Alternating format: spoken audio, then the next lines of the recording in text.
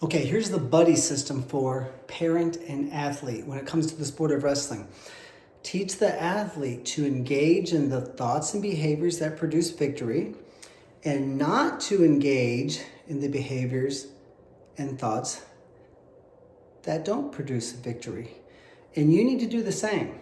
So when you're mapping out your, approach, you want to get a pen and paper and sit, even if they're 5 years old, just talk to them like a counselor. And you're going to take some inventory in your thoughts and behaviors and make sure that you're doing the things correctly. And from training, we don't want to underdo it or overdo it. And as far as, anxieties that are associated with a very, very, as John Smith used to say, an emotionally draining sport like wrestling, it doesn't have to be emotionally draining. And you want to make sure that you are kind of guarding and protecting your athlete's nervous system. And you want to make sure that you are operating kind of like an athlete, right? The elite level coaches, you can't tell much difference. Obviously, they're not pacing around getting ready for the match. But when you see their behaviors, they're still an athlete. They're still in competitor mode, right?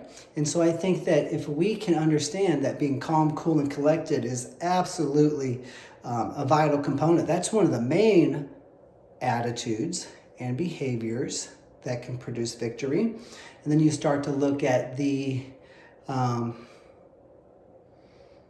training approach. You say, what can we do here that will produce a victory? What are we doing?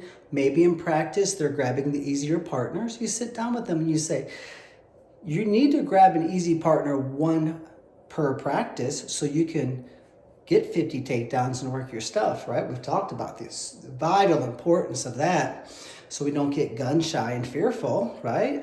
Obviously, we want to practice succeeding, but then you say, the other two partners were the same level.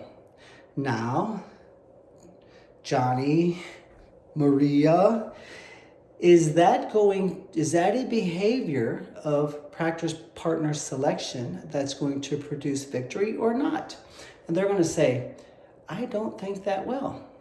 And so if you start to take more of a counseling approach, and that's what I do, that's what I instruct my coaches do, we're not necessarily coaching, we're taking our athletes through the process of getting to a destination and acting much like a counselor. So there you go. Good luck. We appreciate you guys following us. Share this with 5 others so they can see it too.